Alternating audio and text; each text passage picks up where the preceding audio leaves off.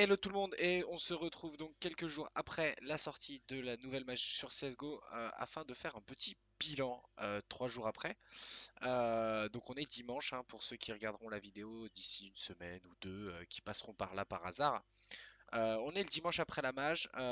J'ai pu jouer quelques heures, quelques petites heures, hein, j'ai pas joué énormément euh, au nouveau mode de jeu Battle Royale de CSGO et je vais vous donner sur cette vidéo mon avis et je vais aussi éclaircir le côté free-to-play de CSGO parce que je lis énormément de choses que ce soit sur Twitter, sur les forums, sur Reddit, etc. Et peut-être un petit recadrage pourrait être intéressant. Donc on va commencer par mon avis sur le mode Battle Royale de CSGO et même s'il y a des choses assez intéressantes, bah c'est pas folichon quoi, c'est pas foufou quoi, c'est pas énorme, c'est vite lassant. J'y ai joué, pour être franc, j'y ai joué jusqu'à acquérir l'AMP5, donc je crois que c'est 250 XP qu'il faut acquérir sur le jeu, donc en 5-6 parties c'est fait, hein, en pas grand chose. Et voilà, juste histoire de récupérer cette jolie MP5 que moi je trouve jolie. Voilà, spécialement, mais voilà. Je l'ai récupéré et après j'ai arrêté d'y jouer. Et franchement, parce que bah on excesse sur la map, la map est assez restreinte, c'est assez répétitif. C'est très très répétitif parce que bah c'est tout le temps le même schéma de jeu, etc. Si on prend par rapport à d'autres Battle Royale, type PUBG, Fortnite, mais chaque partie est différente. Alors que là, on peut vite se retrouver avec un schéma de partie vraiment similaire assez vite.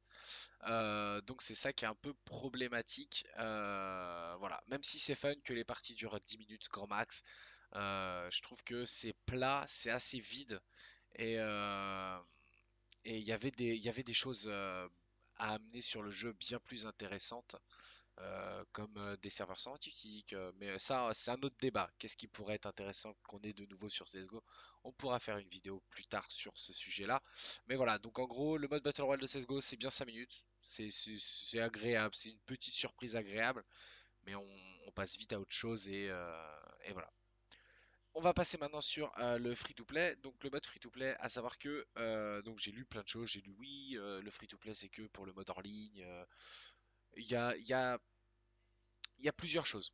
En fait, vous avez accès à tout en mode free-to-play maintenant. Donc tout est accessible. Vous pouvez faire du matchmaking, vous pouvez faire du hors-ligne avec des mods, vous pouvez faire des maps communautaires, vous pouvez faire du FFA, tout est disponible. C'est juste que vous n'êtes pas Prime. Et pour accéder au Prime, soit vous montez niveau 21 par l'XP, soit, et je pense que les gens vont monter 21 par l'XP, soit vous dépensez 13,25€ sur Steam pour acheter le Prime. Bien évidemment, tous ceux qui ont acheté le jeu bien avant la sortie de cette mise à jour ont le Prime obligatoire. Et donc là, ça pose un souci au niveau du cheat. Parce que bah, un cheater maintenant il a juste à dire bon bah attends je crée un compte Steam, hop j'ajoute le jeu CSGO à ma bibliothèque, je joue jusqu'à monter niveau 21. C'est long hein, c'est long et c'est chiant, mais je monte un compte niveau 21 et voilà. Et je peux cheater librement, tranquillement, sereinement même. Et voilà. Après, je trouve que le niveau 21 c'est quand même très très long, donc c'est vraiment se faire chier de ouf. Et après, payer 13,25€, bah, c'est comme d'habitude quoi. C'est comme avant, avant on payait ce prix-là, on payait même 6€.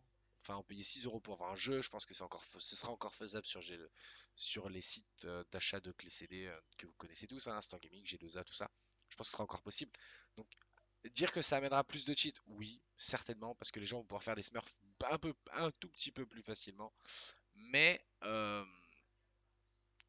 je pense que, enfin, tant que Valve ne fera pas un gros bond en avant sur le cheat, ce sera pareil. Ce sera pareil. Après, il y a le trust factor. Est-ce que le fait que le prime soit automatique maintenant, que en fait tous les joueurs d'avant aient le prime, etc., est-ce que ça va pas améliorer le trust factor? Je pense pas. Moi, je pense que pour l'instant, on est dans la même merde. En gros, cette match n'a rien fait avancer au Schmilblick et n'a rien apporté de nouveau sur le jeu. Euh, je pense que je pense que faut vraiment que Valve fasse quelque chose sur les serveurs et sur le cheat pour qu'il y ait une grosse avancée. Pour l'instant, moi pour moi rien n'a changé. Il y aura toujours autant de cheaters sur les serveurs. Il y en aura peut-être un peu plus même, mais bon, on verra bien. Voilà. Donc c'est tout pour cette vidéo. C'était un peu une courte vidéo sur mon point de vue sur la nouvelle mise à jour et le petit éclaircissement sur le free-to-play.